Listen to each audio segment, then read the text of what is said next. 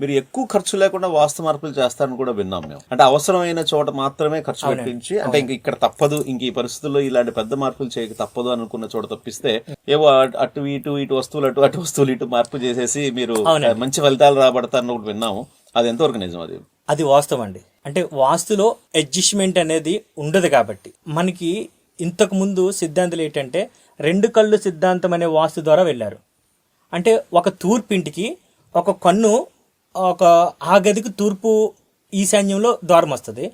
రెండో ఇంటికి ఉచ్చంలో ఉన్నటువంటి దానికి తూర్పు ఆగ్నేయంలో ద్వారం వస్తుంది అనమాట. అప్పుడు అది 2 కళ్ళు సిద్ధాంతం అనేది అవుతుంది అనమాట. దానికి ఆ ఇంటికి తూర్పు రోడ్డు అవడం వల్ల, తూర్పు బ్లాక్ అవడం వల్ల ఇంటికి ఆగ్నేయం నడక అయిపోయి కౌరవులు పాండవులు యుద్ధం వచ్చి ఆ ఇంటికి ఫస్ట్ సంతానం ఆడపిల్ల పుట్టి ఏదో రకంగా స్టేషన్కి వెళ్ళి ఇలాంటివి జరుగుతున్నాయి. కాబట్టి ఇంక ఏమీ మార్చకుండా పోలీస్ స్టేషన్. అంటే కౌరవులు పాండవుల యుద్ధానికి మెయిన్ అంటే ఆ రోజుని కౌరవులు పాండవుల యుద్ధం జరగడానికి కౌరవులు 100 మంది, వాళ్ళ సేన 7 35 లక్షల మంది, పాండవులు 5 5 25 లక్షల మంది సేనలు వీళ్ళకి.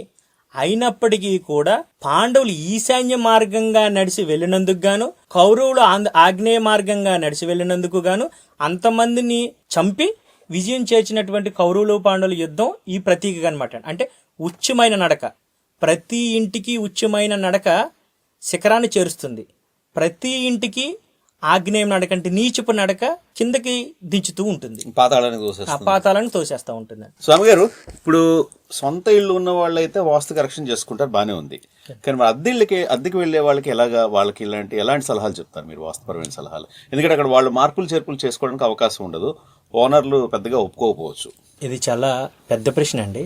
ఎందుకంటే సిటీలో అందరూ కూడా అద్దిల్లులోనే ఉండాలి.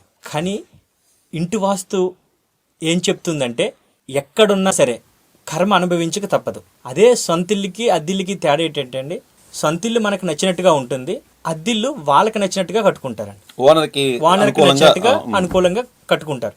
అంటే స్పేస్, ఈ అపార్ట్మెంట్స్ ఏదైనా కూడా వాళ్ళకి నచ్చినట్టుగా వాళ్ళకి అనుకూలంగా కట్టుకుంటారు.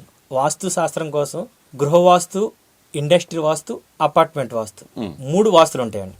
అయితే అపార్ట్మెంట్ కు వాస్తు ఉండదు, ఇదొక గుడ్డి నమ్మకం. తర్వాత చుట్టూ గుడిసి ఇల్లులని రౌండ్ గా వేస్తారండి, దీనికి వాస్తు ఉండదు అని. అంటే ఎంత అజ్ఞానులు ఉన్నారో, ఎంత అవివేకంగా ఆలోచిస్తారో జనం, నాకు అర్థమైంది అప్పుడేనమాట. అపార్ట్మెంట్కి అయినా, ఇంటికైనా, ఇండస్ట్రీకైనా వాస్తు అనేది కంపల్సరీ అండి.